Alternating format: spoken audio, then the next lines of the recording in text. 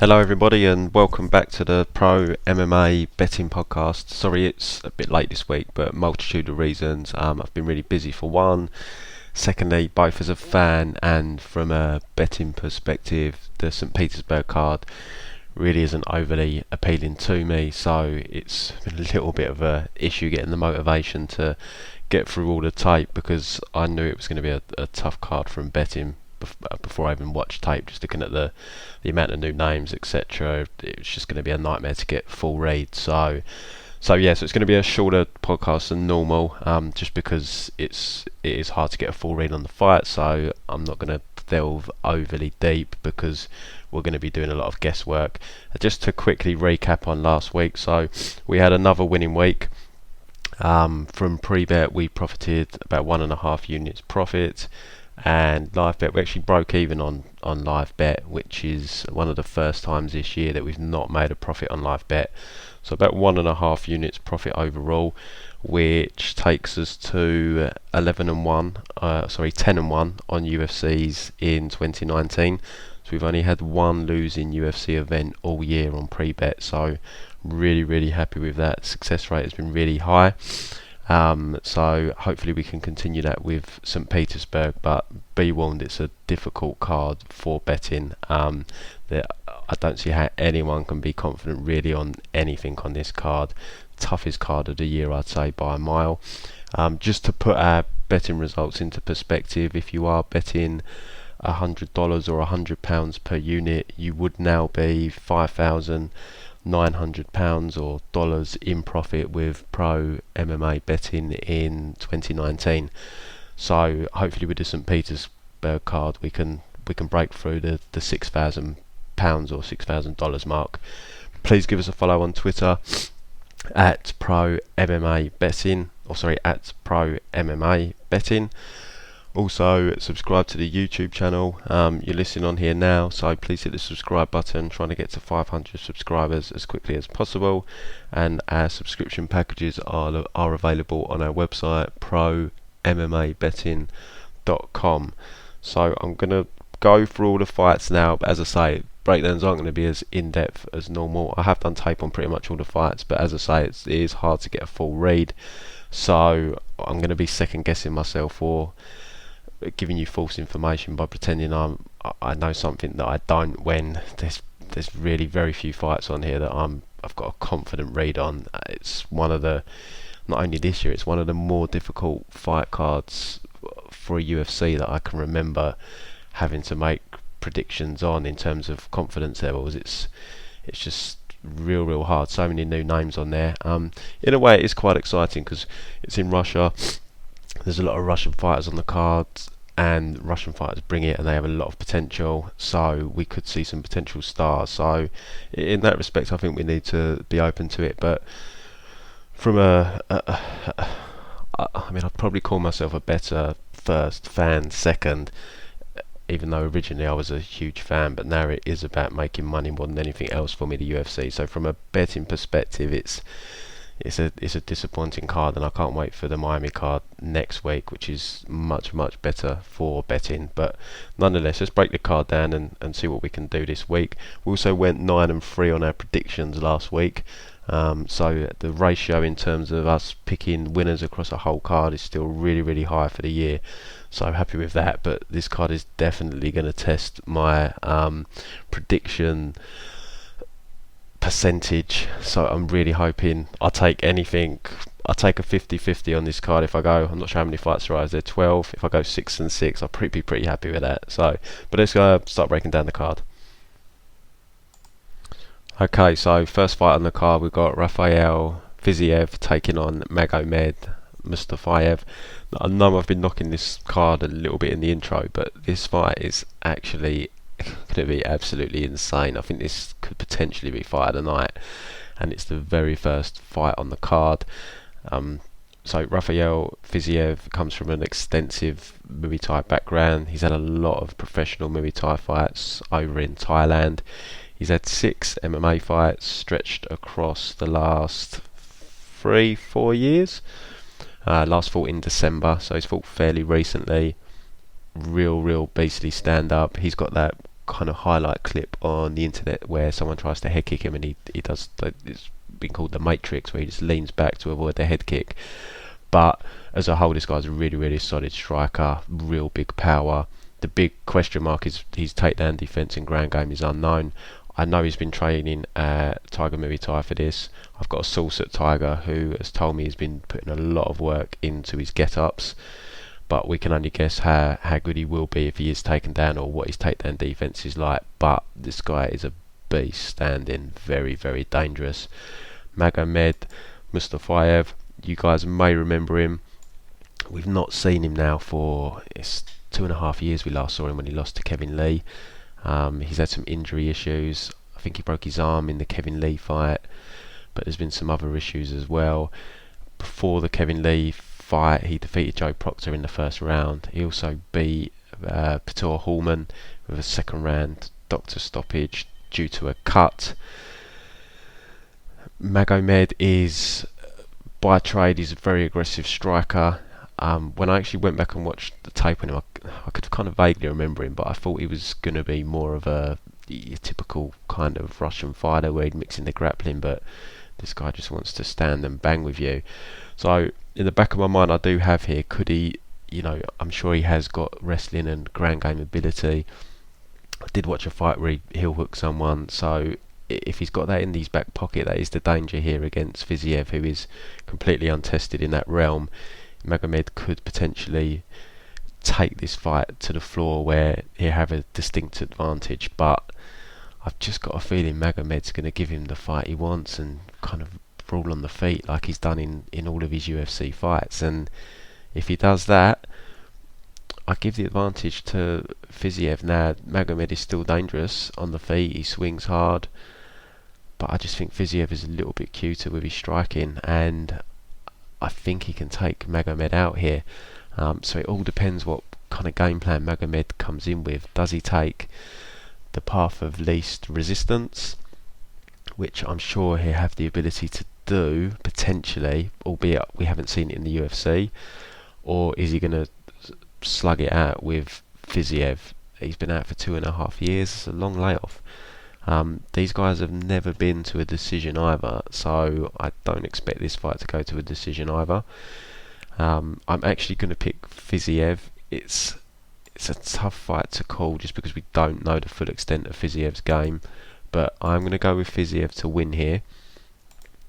I think there was good value on his betting line. He was at around plus 150. He's actually the favourite now. He's actually minus 115. So the value has, I would have kept it as closer to a pick'em. So the line's probably fairly accurate now, but plus 150 Fiziev was definitely worth a bet. Current line, Fiziev slight favourite. It's probably where I cap it, so I don't think there's really any value there now, unfortunately. Fight to not go the distance is minus 215. It's not a bad price still. It's not a bad price. This is a big step up in competition for Fiziev though in MMA. So, and as I said, he could be grounded, but I think potentially if you're looking for a parlay piece, I don't think that's a bad line. Fight doesn't go to decision, minus 215. But I'd cap this as a pick'em. Mustafayev more proven, but he's been out a long time. Fiziev dangerous as hell standing. Magomed maybe he's got more weapons in terms of he can mix in the wrestling and grappling. Fiziev potentially could look a fish out of water on the ground. We just haven't seen it. So even when you was getting plus 150 on Fiziev, it was still difficult to go particularly big because there are a lot of unknowns here. But I'm going to pick Fiziev. But I think this is why however long this fight lasts, I think if Magomed comes to the bang, which I hope he does, this is going to be a real entertaining fight. So if you're looking for a parlay leg, potentially fight doesn't go to decision. In terms of the money line, I think there's value on anything with Fiziev with a plus number, but unfortunately he is the favourite now, so value has kind of evaporated. But I'm going to pick Fiziev to win here by knockout. Next fight is in the men's light heavyweight division. We've got Antigulov taking on Mikhail Oleksiejczuk. Another fight where these guys don't like going to a decision. Antigulov's had 25 fights. He's been to a decision once. Mikhail has had 15 fights. He's been to a decision on 3 occasions. So these are both finishes as well. Just to note, the fight doesn't go the distance. Line on this is a lot pricier. It's up at minus 365 now. So it's kind of, is there any value there? I don't really like playing fight doesn't go the distance at too much of a juicy line. Albeit I say that when we talk about the main event later, it's a different story and it's twice the price. But anyway, this comes down to, I think, whether Antigulov can get a finish in round 1. We've seen him in the UFC. He's had 3 fights now, 2 quick round 1 destructions. You look through his record, it's pretty much littered with round 1 victories. Lost his last fight to Kutilaba, kept taking Kutilaba down in the first round. Kutilaba kept getting back to his feet, and Antigulov was just gassed out after like 3 minutes. Trains at American Top Team, but that gas tank's a huge red flag. But he's really, really dangerous when he gets you to the mat. But Kutilaba just kept managing to get to his feet. Mikhail's been really impressive in the UFC so far. Took a bit of a beating from Khalil Roundtree the first couple of minutes of round 1. Khalil started to slow down. Mikhail just completely took over, won a clear decision that was ultimately overturned because he got popped by USADA for something. And he's coming off a real quick round 1 TKO from a body shot against Juan Valente. So Mikhail, really, really good striker. But the problem is Mikhail's takedown defence in ground game is a complete unknown here. So before lines came out, I was hoping to be able to bet Mikhail, but I can't bet him at his line. He's minus 220 favourite. And yeah, it might be a case of round 1 or bust for Antigulov, and if you're in a position where you can hedge, maybe if you bet Mikhail, hedge with Antigulov round 1. Let's have a quick look at what the price is on that. I think they're out now. Antigulov wins in round 1 plus 400.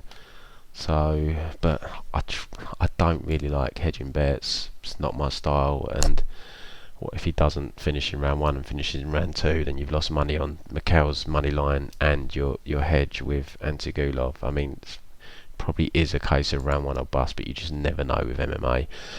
So it's a tough fight to be confident in. I will pick Mikhail. I think he can survive round 1. I think Antigulov will slow down, and I think Mikhail just picks him apart on the feet and maybe gets a stoppage in round 2 or 3. But I can't part with any money just because Mikhail's takedown defense and ground game is a complete unknown, and Mikhail is very small, light heavyweight. It looks like he can easily make middleweight to me. And I think at some point the size difference is going to catch up with him in a fight at light heavyweight. Valente, a very big light heavyweight, dealt with him no problem, but Valente's pretty limited.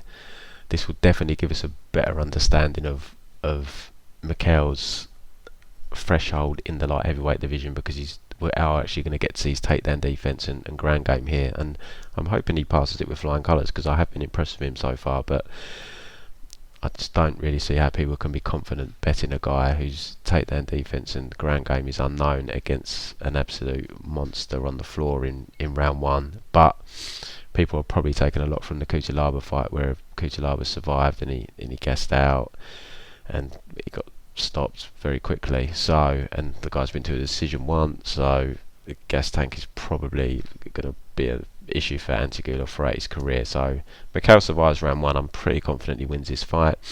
Might be I was going to say a good live bet fight, but we probably won't get lines for it actually, because it's the second fight on the card, which is a real shame, because you might have got a really good line on Mikhail after round 1. But I'm going to go with Mikhail to win, but there's a lot of unknowns there. Much like the first fight, much like this whole card, a lot of unknowns. We move to what everyone knows is my favourite now, a low-level heavyweight fight. We've got Marcin Tybura taking on Shamil Abdurahimov. this is going to be probably going to be a close fight. Tybura, he's been in the UFC a while now, but doesn't really seem to have shown any progression, unfortunately. I mean, he's only 33, it's still young for a heavyweight. He came into UFC, lost to Timothy Johnson, lost the first 2 rounds, didn't seem to wake up till round 3, which he won struck Johnson, but too little too late. Ruled off 3 wins in a row: Victor Pesta, Louis Enrique, Andrei Arlovski, and then he lost a 5-rounder for Fabricio Verdum. Was beating Derek Lewis ultimately, got knocked out in round 3, and then he's coming off a win over Stefan Struve. So Tybura, his stand-up's okay. He's got good hips. He can get his head kicks up very quickly for a heavyweight. Does his best work really from top position. He's got good takedowns. He's got high takedown accuracy, and yeah, he's pretty strong from top position. It's how he beat Orlovsky. It's how he beat Stefan Struve, and it was how he was beating Derek Lewis until he got caught in the 3rd round. So he does look a pretty solid positional grappler from top position. Shamil just hasn't impressed me at all. 37 years of age now, 19-4 record. The UFC got stopped by Timothy Johnson in his debut. I still think that was a premature stoppage, but Timothy took him down and just instantly mounted him. I mean, it was a bit worrying how easily Johnson took mount. Then he got wins over Walt Harris, Anthony Hamilton. Neither of them very inspiring.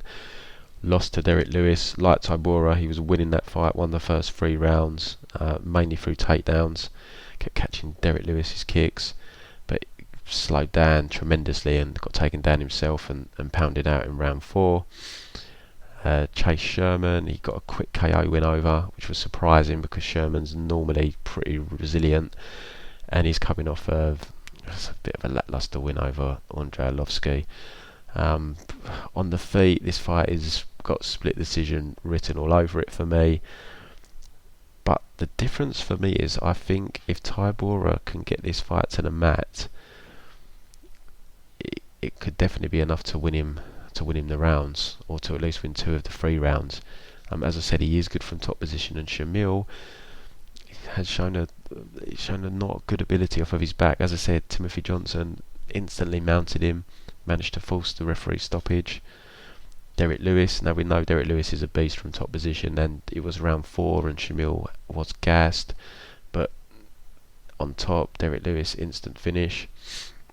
And Andrei Arlovsky, although he couldn't really get much going from top position, he did get a couple of takedowns on Shamil, so Shamil can be taken down.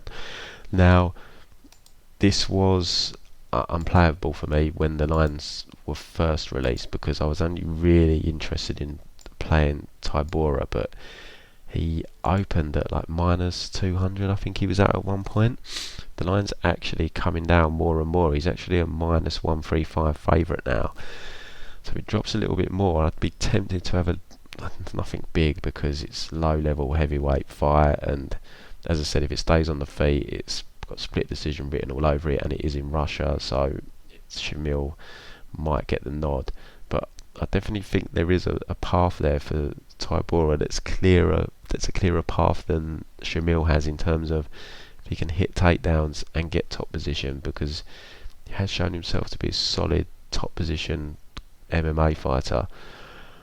So I'm interested to see how this line changes over the next 24 hours or so to 36 hours, see if it drops a little bit more, and I probably would be tempted to have a stab at Tybura. So I'm going to pick Tybura to win a decision. I think he can get enough takedowns to steal a couple of rounds. A lot of people were betting Shamil. I can understand that when the line was up at plus 150 or so, because without the takedowns, this is a very close fight, and there's no guarantee that Tybura's going to hit the takedowns in this fight, but he does have a fairly good takedown accuracy when he goes for them. He just needs to fight smart and try and mix in the takedowns here. So I'm going to pick Tybura to win a decision, and definitely keep my eye on that line over the next 24 to 36 hours. Men's lightweight division next, we've got the returning Alexander Yakovlev taking on Alex de Silva. Another one really hard to get a read on. Silva only 23 years of age. He's got a 20-1 record. Don't be too fooled by that. He hasn't fought anyone of note. He's all these wins, 20 wins, all inside the distance. The one loss, which is a decision loss. We haven't really seen him in the last 2 years. He's only had 2 fights in the last 2 years. I can only find one of them, which is his most recent one in December, but fought a bum. It's over very quick. Hard to get a read on how much he's improved in the last 2 years, but he's young, so you do have to expect improvement at such a young age. Fought his whole career at 145, but his last couple of fights at 155, so you've got to assume his early fights were kind of when he was in his late teens. He's filled out, moved up to 155. You can find his brave fights, but they're over. They're like 2 years ago. The weakness that he showed in those fights was a big wrestling deficiency, getting taken down too easy, and those fights were at featherweight as well. Was getting held. Showed some good scrambling actually against Daniel Swain, but Daniel Swain gassed really badly. When he fought the Polish guy Jakub Kowalczyk, Jakub had a lot more success. Kind of in the first round he kept him down, albeit De Silva was threatening with arm bars. In round 3 wasn't held down. He was more kind of clinch hugged against the fence for most of the round. So that is the deficiency he's shown. He's an explosive guy, athletic, decent striking, kind of kick heavy, but powerful kicks, good low kicks. So he looks like a decent prospect, but it's just, as I keep saying with a lot of this card, just haven't really seen much in the last 2 years. So he might have improved a lot. Trains with the Astra fight team, who've got a number of notable fighters. It's the camp Darren Till was at when he was in Brazil. Alexander Yakovlev. I mean, we know Alexander Yakovlev, he kind of doesn't excel anywhere. He's fairly well rounded. He's big for 155. He's fought all of his career at 170 bar. I think it was the Gray Maynard fight where he cut down to 155, and that was 4 years ago. He's 4 years older, of course, now, so that cut is definitely not going to be getting any easier. He's not fought in almost 2.5 years. Had he retired? Is he just returning because I believe St. Petersburg is his hometown? Is he just returning because the UFC is in his home city? You know, a lot of question marks for Yakovlev, and I mean, he's a tough guy. He's never been knocked out, been submitted. Most of the submission losses early in his career. Zach Cummins obviously got a submission win in his last fight, but he went the distance with Damian Maia, for example. So he's definitely, I think, shored up his submission deficiency. The Zach Cummins submission was a straight armbar. It's more a power move over technique. So I'm not going to read too much into all these armbar losses that he's got. I don't expect De Silva to be able to submit him. Yakovlev is going to be the bigger guy. I don't know how he's going to look at the weight. And yeah, as I say, why is he returning? Had he retired? Is he just coming back because it's in his hometown? So he just wants to represent, basically. He had a fairly tough run in the UFC. Before the UFC, he beat Paul Daly. Then he had Damian Maia, Nicholas Masoki, beat Gray Maynard at 155. Knocked George Sullivan cold when he went back up to 170. Then he had Usman, took a beating in that fight for 3 rounds, and then he had the quick submission loss to Zach Cummins. So it's a really hard fight to call. I was interested in potentially taking a risk and betting Yakovlev, but the line just, I kind of wanted even money almost, and the line's gone the other way. He's minus 165 now. I can't play that. Just too many unknowns. The size difference might be the key here. Yakovlev might be able to hit takedowns, have enough control time on the mat. It might just be the size is too much, but just don't know how much De Silva's improved in the last 2 years. So it's a hard fight for me to call. I'm gonna go with experience. I'm gonna pick Yakovlev, but at current line, I can't play Yakovlev. Potentially interested if the line came closer to evens, but with all the unknowns, it's not a playable line for me. Let's just have a look at the props that have been released. The fight goes to decision. Kind of got it at Pick'em. Yeah, it's a tough fight to call. So I'll go Yakovlev to win decision. He's not a finisher, although he's shown some areas of power when he lands clean, but De Silva seems like a tough, durable kid. If I knew I was getting a De Silva of 2 years ago when he lost to the Polish guy Jakob, even then I don't know if I'd want to take the risk at the price at the moment, because 165 for a guy who'd been out 2.5 years, probably had retired. Yeah, this will pass at the current line. If the line comes down, but yeah, so many unknowns. This card's so tough. So Yakovlev, but no confidence. Men's welterweight next. Nakamura taking on Sultan Aliyev.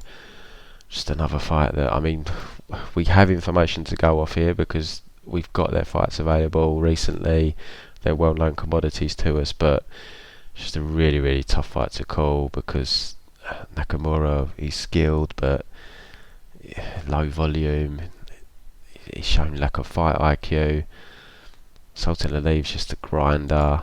He's got some power on the feet. Nakamura's always shown a solid chin.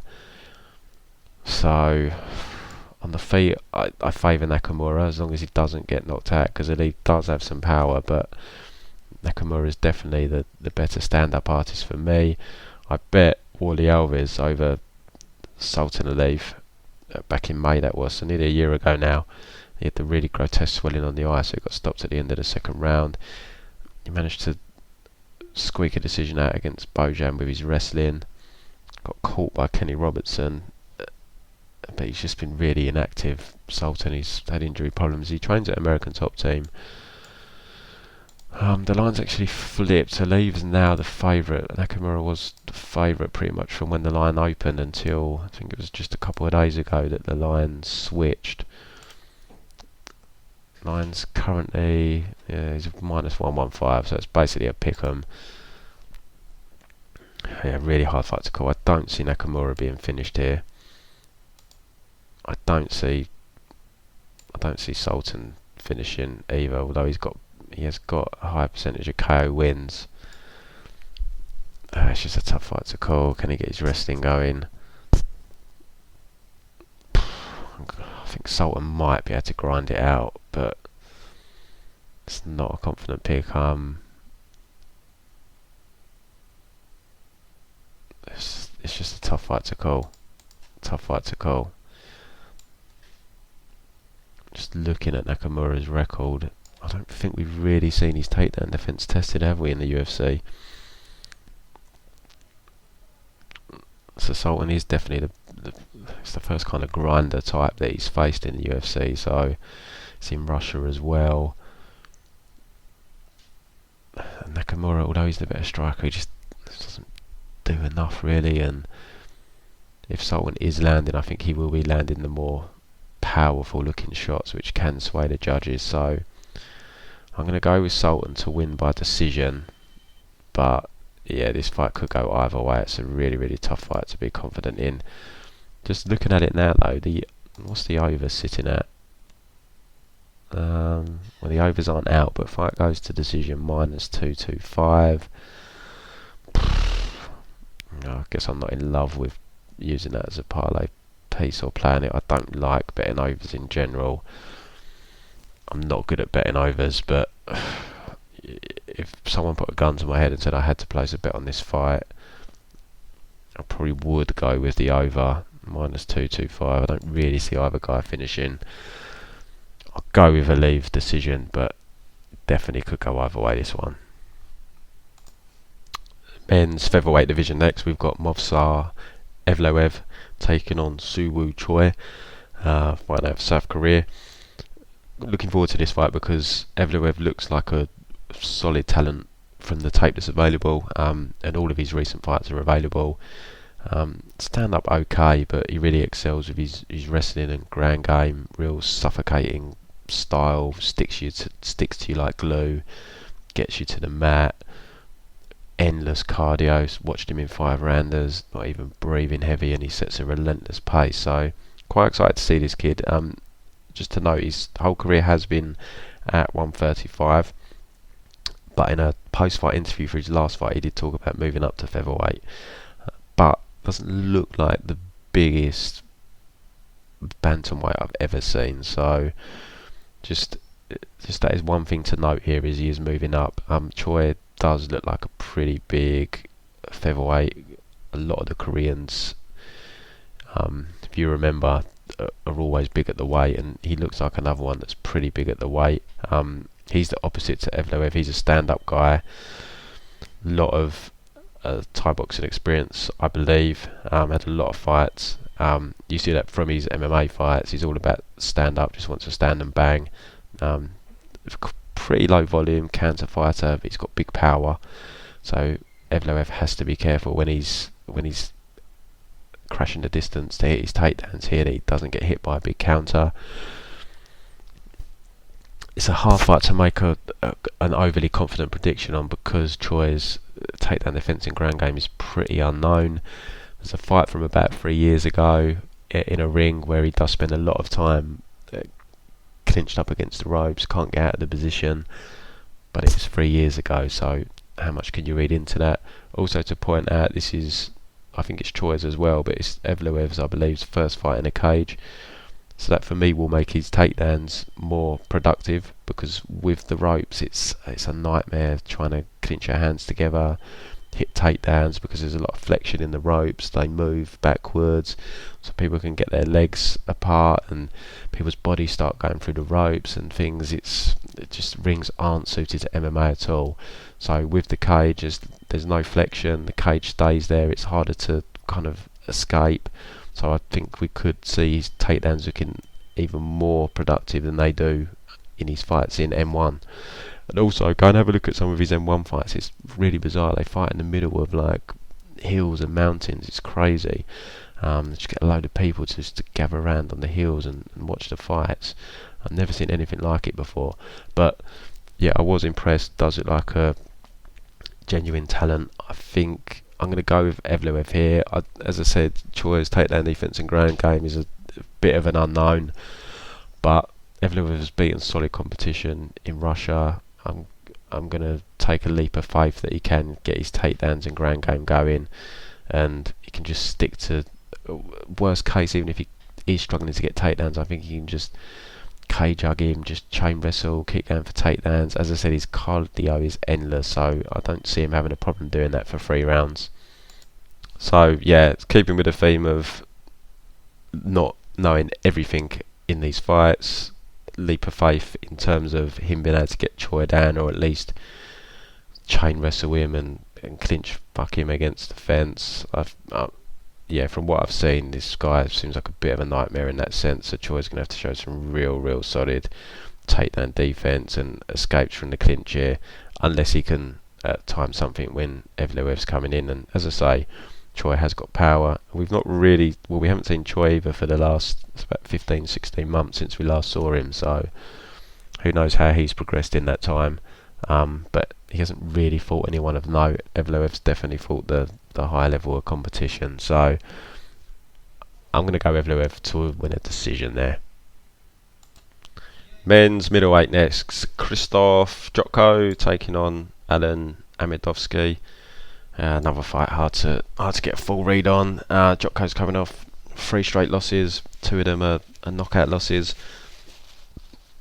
Lost a split to David Branch. Uriah Hall knocked him out after he was absolutely in cruise control. But I always remember hitting that prop at the end of round 1. Jotko inside the distance, I think it was 16-1 or plus 1600, and it cashed. I had a feeling that tide was turning a little bit. It looked a bit tired, Jotko, at the end of that round 1, and yeah, unbelievably it came in. And then he's coming off a knockout loss to Brad Tavares, who isn't known as a puncher, so there's chin concerns there with Jotko now. Back-to-back TKO losses. How does that affect a fighter mentally? Is it going to make him a little bit timid in there? Is he going to be afraid to let his hands go now? You just don't know. He's also coming off a ACL surgery. Some pictures on his Instagram where he is going back about 4 or 5 months, but yeah, he looked in a pretty serious post-surgery pictures. So yeah, where is Jotko at? He's back at ATT. He's been out in Thailand as well.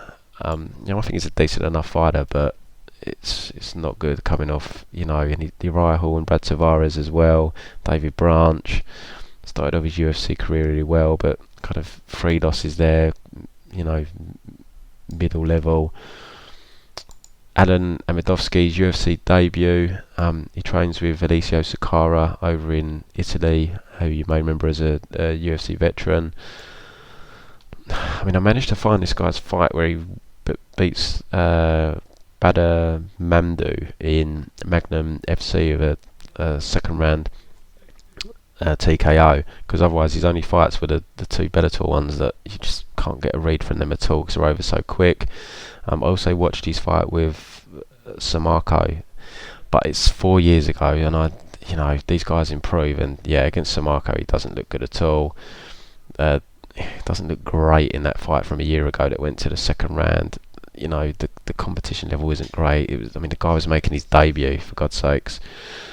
But he's obviously got power. He's finished every fight by knockout, and there's a big worry with Jotko's chin. But if Jotko doesn't get knocked out, I think this is his fight. So I think he's just a better mixed martial artist. I hadn't actually thought about this angle, but just now I'm thinking, I think this guy needs a knockout to win. I don't want to play Jotko's money line though. I was hoping that the odds makers were kind of going to be all over Jotko's 3 losses, 2 of them being knockout losses, but it's a -190 favourite. But you could potentially, I don't know if it is doable, let's have a look. What is Amedovski's KO line? Because that could be a hedge if it's doable. I'm just trying to look for it. Jotko, Amedovski. It's basically +300. Amedovski wins by KO. So it's, say you put a grand on Jotko, you'd get back 500. And to cover your grand +300, you'd have to put 300 down. So you'd end up with, if Jotko did win, you'd end up with a profit of, a couple of hundred. You can do it potentially. Not really for me. I bet quite large amount, so it's all the hassle. Just if I do a grand on Jotko, win 500, then I've got to get over 300 down on Akhmedov's KO line, and for all the messing around I'd have to do, because I can't bet online because I'm banned everywhere. I have to go to bet props. I have to go to bookie shops for not even 200 quid if I'm doing a grand. It's just, I couldn't be bothered messing around. But it's an angle you could look at, because I normally don't like hedging. As I said earlier, you never know what's going to happen in MMA. Sometimes it bites you in the arse, but really can't see another scenario there. I really can't. What would probably be, or might be, a good option for you is if you can live bet, particularly if you can use Bet365, where you'll get props between rounds. If after round 1, hopefully if Jotko doesn't dominate the round and the line's still fairly similar, or maybe he's even coming a little bit, you could probably bet Amedovski inside the distance after round 1 at much higher odds. You might get, depending on what's happened, as long as he's not hurt, Jotko or anything, you might get +600 or so. And if Jotko money line is still similar-ish, then that might be worth playing. But it's the only angle really. I just can't risk Jotko at minus basically 200. I was really hoping he was going to be closer to evens, and I would have taken the plunge on him, but so many question marks with him. Knee surgery, KO losses, 3 losses in a row. He's been out a year, but he does look a different level to Amedovski. Amedovski doesn't look UFC quality to me, and I might look back on this and be like, why didn't I bet Jotko? Because I would not be surprised if he just absolutely dominates this guy. But it's just that chin, and just that mentally, how is Jotko going to look? Is he going to be fighting nervous? So I'm going to go Jotko, but we've seen so many scenarios recently where people who have one-punch KO power, fights they're losing, just come back and win. We even nearly saw it in the Adesanya fight against Kelvin Gastelum. Another one that nearly fight he was losing, nearly got taken out by someone with power. So in MMA you just never know. So I'm going to go with Jotko. I just wish the line was cheaper, but hindsight's a wonderful thing, and I've got a feeling I'm going to look back here and be like, should have bet Jotko. But we can only go off what we can go off, and there's a lot of red flags with Jotko, and his kryptonite it seems to be someone with power, and Amedovski definitely seems to have that power. So I'm going to pick Jotko to win. I think he can get a finish here, maybe like ground and pound on the floor or something, or a submission. But I just can't bet Jotko at that line. But like I said, if you want to mess around, you could probably cover with Amedovski KO, and it will cover you, but not really worth messing around for me personally. We move to the women's division next. We've got Valentina's sister, Antonina Shevchenko, taking on Roxanne Modafferi. Antonina sitting at about minus 350 currently. Just can't risk the bet on Antonina just because we just don't know what her takedown defence and ground game is like, really. Roxanne, for all her lack of athleticism, she's game as hell, she's very experienced, she's been around a long time, and she's a solid grappler. If this stays on the feet for 3 rounds, there's no chance in hell Roxanne is going to win this fight. But this is step up in competition for Antonina, and as I say, the takedown defence and ground game is completely unknown, and I've seen a lot of people that are having a stab at Roxanne, and I can understand why. Antonina doesn't really have any power either. She's got 2 stoppage wins in the UFC. In her MMA career, 5 decisions. So I would just be nervous the whole time if this is going to go 3 rounds of Roxanne catches a kick or just manages to get her down somehow. We saw her demolish Barb Honchak, got the takedown on top, just pounded her out, and Barb's a veteran. Sijara Eubanks, I haven't gone back and watched tape on this fight, to be completely honest, because I knew it was one I just wasn't going to be betting Antonina at minus 350, but at the same time I don't really want to bet Roxanne. But I remember the Sijara fight, she had some pockets of success, and I'm pretty sure she had some moments of getting on top as well. So it's just, if I'd bet Antonina or put her in the parlay of some sort, and if Roxanne gets on top at some point, just who knows how Antonina is off of her back. Valentina, her sister, is a very good grappler, so Antonina is newer to MMA, but you've got to imagine she's been messing around with it for a while, so she could be competent, but Roxanne's a veteran, and Antonina might be stuck on her back for the rest of the round and lose the round, and we end up going into round 3. She needs to avoid. No, I just didn't fancy that sweat, not at that price. So there's just unknowns again, a common theme throughout the card. I'm going to pick Antonina to pick her apart for 3 rounds, but I wouldn't be surprised if this gets sweaty for Antonina bettors, because and you just don't know what she's like on the mat at all. So I can't get behind a play for minus 350. What are the odds? Let's have a look at the props. It's a bad card for betting when I keep looking at props, because I'm not a prop better at all. Fight goes to decision, minus 200. I guess the worry is as well, if Antonina does end up on her back, Roxanne's snagging a sub. But Roxanne is tough. She's only been KO'd once in her whole career. Let's have a look when that was. Back in, there's a slam as well, so it's not even a proper KO. It's more of a kind of fluky one.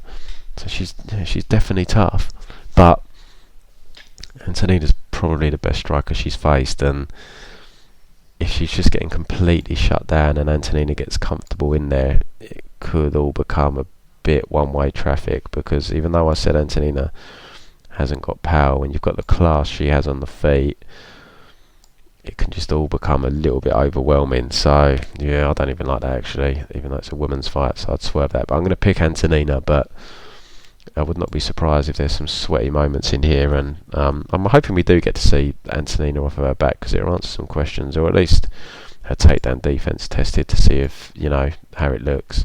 So Antonina to win a decision there, but definitely a pass fight for me and a betting perspective. Men's light heavyweight division next. We've got the debut in Ivan Shtyrkov taking on Devin Clark. So Ivan, UFC debut, fought at heavyweight a lot. It clearly looks like he was on the sauce. I mean, USADA now, but I wouldn't be surprised if this guy pops after the fight. But anyway, here he is making his UFC debut. He's coming off wins over UFC veterans Fabio Maldonado and Thiago Silva. Drew with a true veteran in Geronimo dos Santos back in May last year. A couple of decision wins before that. He beat Phil de Vries, who's on a bit of a run at the moment over in KSW, heavyweight champion over there. So I saw his fight with Antonio Silva as well. The guy's got a chin, man. I mean, he kind of might have got saved by the ref splitting them and putting his mouthpiece back in, but he ate a humongous uppercut from Antonio Silva. No idea how stayed on his feet. So yeah, it looks like he's got a chin, this guy. He's big for the weight. There are some question marks over in his gas tank. Devin Clark's probably going to come in with a wrestling heavy approach, but I just think Devin's going to get clipped by something. The guy's got some power. Devin Clark should probably be at 185, but I don't know, for whatever reason he's at light heavyweight. Probably feels better not having to cut the weight and so forth, but his chin does worry me a little bit. Saw Alex Nicholson take him out with like the shortest punch I've ever seen, I think, that's put someone out, and he put him out cold with it. Blachowicz submitted him with it's like a standing rear naked choke, and he's coming off a loss to Alexander Rakic. I mean, I've seen people betting Clark, and I can understand why. There is a path there with his wrestling if he can get his wrestling game going, but he's going to have to do it for 3 rounds. He's going to be at a disadvantage on the feet. Ivan's a big guy, hits hard.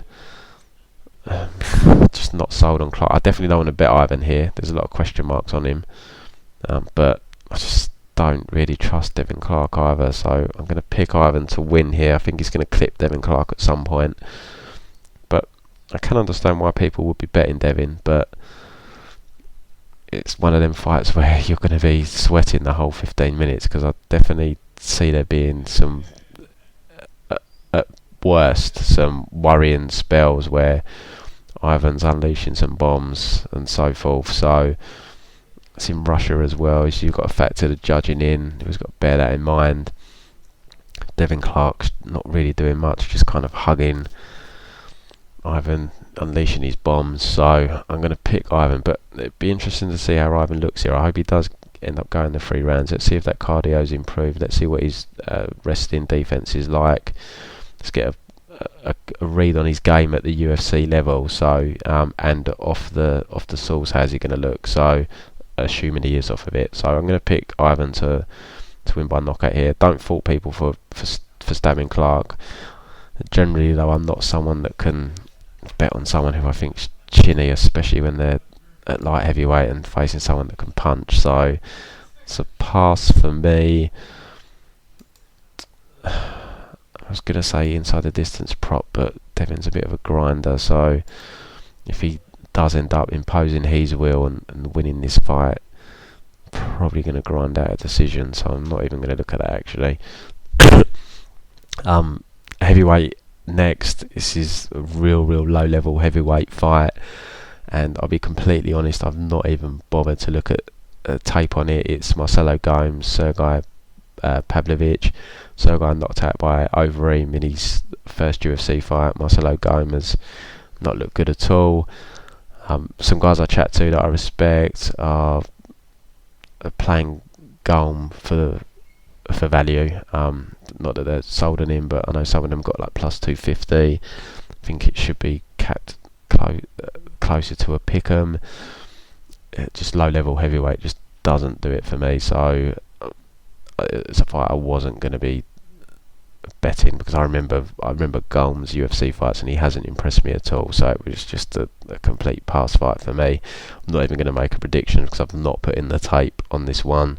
But yeah, people that I respect who are good at betting, some of them have taken a plunge on Marcelo Golm. So if some of you just like stabbing underdogs, maybe he's worth a small play, but that's not a tip from me. That's just people that I speak to that I respect, who are solid bettors, that saying the value's definitely on his side. So but bear in mind it is in Russia. If it does end up going to a close decision, it is heavyweight, so chances of it going to a decision are obviously less, but just have that in the back of your mind as well. But yeah, it's just a pass fight for me. Co-main event, real solid fight. We've got Islam Makhachev taking on Arman Tsarukyan. Really excited for this fight. Islam Makhachev 16-1 record, trains at American Kickboxing Academy, works closely with Khabib Nurmagomedov. Been in UFC a few years now. He's had, I think, 6 fights, 5-1 record. He's got that kind of one loss to Adriano Martins, where just got caught with a punch early in the first round. But really strong grappler, kind of similar to Khabib in that sense. Very impressive win over Nick Lentz. Absolutely shut a Division 1 wrestler down for 3 rounds. Just completely dominated him. Knocked out Gleison Tebow in his next fight. Kind of faded Gleison, so it's hard to take too much from that. And then a quick win over Cajun Johnson back in July. Just kind of fought him out on the feet. Cajun's moves a lot, so it's hard to time takedowns on, but eventually timed the takedown, just pretty much armbarred him straight away. So real solid grappler. Arman, I was very impressed from the tape I watched on him. He's only 22 years of age, very similar to Islam, very good wrestling, very heavy on top. He's been training at a Tiger as well, so he's working on his stand-up, and he's actually got a nasty head kick KO in his last fight, which was back in August. But yeah, from the tape I watched, this guy is legit. Was really impressed by him. Islam is a big step up in competition for him though. Now, when this fight, I saw the line as high as minus 550 at one point, and I was like, wow, that is way too high. And people were actually betting him. I can only guess they were blind betting him just because it's Islam Makhachev fighting a guy making his debut in the UFC. So I think anyone that was betting him that high made a big mistake there. You've got to check these guys out, especially when it's another Russian guy that he's fighting. And I mean, the guy's got a solid record as well. I don't even know where people were getting the confidence from just to fade him. I mean, he's 13-1 for God's sakes. His only loss was like his second ever fight. So yeah, but the line has steadily come in. I kind of walked away after doing tape, and I'd done tape before the lines were at, and I thought I'd bet Islam at around minus 250. Now the line has come down a lot. I saw it yesterday at minus 300. It's back up minus 325 now. But yeah, I'm sticking to minus 250. That's what I really need for me to play Islam. I think Arman is obviously working on his stand-up. He's at Tiger. I'm sure Islam has been working on his as well. I mean, we saw him knock out Gleison Tebow. But I think this is too much too soon for Arman. I think Islam is the better wrestler, the better grappler. He's got that much more experience. He's a bit older. I think Arman is a legit prospect, but yeah, I just think I think they're fairly similar in terms of their approach to fighting, and I just think Islam's just going to be stronger in that field at the moment.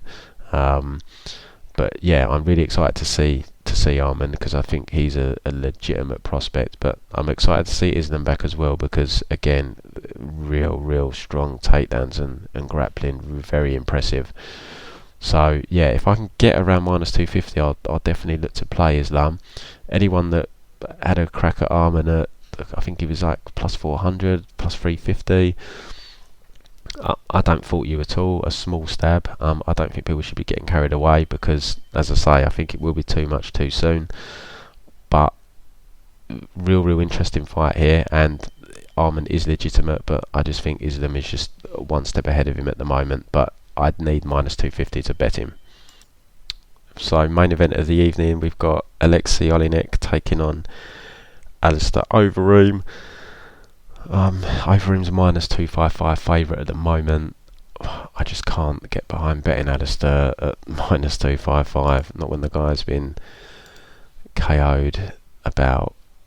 I mean, in his MMA career alone now, he's been knocked out 13 times. I don't know how many times he was KO'd in kickboxing and that, but yeah, the guy's chin is definitely a liability. I mean, he has changed his style up in the last few years, albeit I did notice in the commentary for the Pavlovich fight, his last fight, he's now at Team Elevation, and the commentators were saying that they told him to be a bit more aggressive and not kind of sit back as much as he had been doing. So will be interesting to see what his approach is here against Alexei Oliynyk.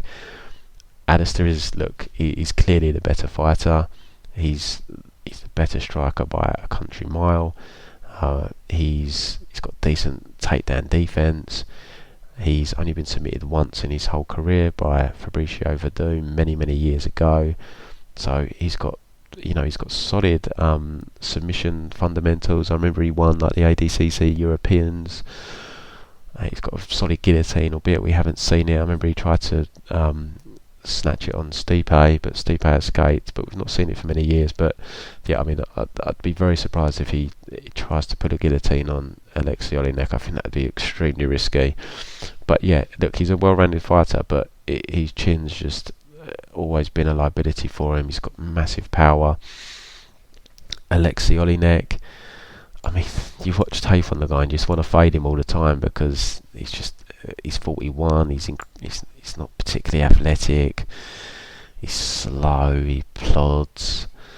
His stand-up's not very good. He's hittable as hell, but he's got freaky long 80-inch arms, and if he connects, man, the guy's got some power here. You look at his record, he's only got 8 KO wins from 57 wins, but he's submitted 45 people, for God's sakes. These guys are so dangerous in round one. But yeah, we saw him, I think he stung Mark Hunt, he stung Travis Brown, he knocked out Jared Rosholt. If the guy lands, I think he rocked Anthony Hamilton. I know Anthony Hamilton's not got the best chin, but yeah, this guy's dangerous, especially in round one. So I can definitely see Alistair probably being on his bike a little bit in round one here. Definitely doesn't want to end up on his back. Alistair's got solid takedown defense. The biggest liability for Alistair's takedown defense is when he gets backed up to the fence by punches, uses a high guard to deflect the punches, and just leaves his legs and hips exposed for a takedown. Not really sure Oleynek's got the arsenal to do that. I mean, he does try and bull rush you into the fence, but Alistair needs to be aware of that, and he needs to be moving off laterally, just not backing up to the fence, because he definitely doesn't want to end up on his back. Apparently these two have trained together before, and Oleinik is on record as saying that he wasn't able to submit Overeem, but MMA is a fight. If Alistair gets rocked by a punch, like it's the club and sub, it just changes things completely. So, but yeah, I mean, on everything says Overeem should win, but I just cannot bet it because I've bet on Overeem in the past. I bet him in his last fight with Fabricio Verdum. I mean, he didn't really do much in the first 2 rounds. I was just praying he was 2 rounds up. Then he gets caught by a massive knee, gets dropped, just sweat city. I also bet him against I bet Junior Dos Santos over him actually, and he came out and knocked Junior Dos Santos out. And there was another fight where I bet him, and it was just I bet him against Ben Rothwell, and Ben Rothwell knocks him out in the first round. Yeah, you just don't know with Alistair Overeem. He's just a hard guy to read. On paper he should win this, but just those long arms of Oleinik would not be shocked if he dropped Reem and managed to latch up a submission. The longer the fight goes, it definitely favours Reem because Oleinik's cardio it looks terrible. The Daniel Malachek fight, I mean, if that was a 5-round fight, I could not see how that was going much into round 4. They were both exhausted, especially Oleinik. He was absolutely gassed, and yeah, he's just clearly not got solid cardio. He's only been to a decision 8 times in nearly 70 fights. He's had 8 fights in the UFC. 1's gone to a decision, the Oliynyk fight. Prior to that, I mean, you're going back 2012. He lost a split to Jeff Monson. That was his last decision besides the Oleinik fight. Alistair Overeem, I think, has had like 4 decisions in his last 30 fights. 2 of them were to Verdum, 1 to Roy Nelson when he was just impossible to stop.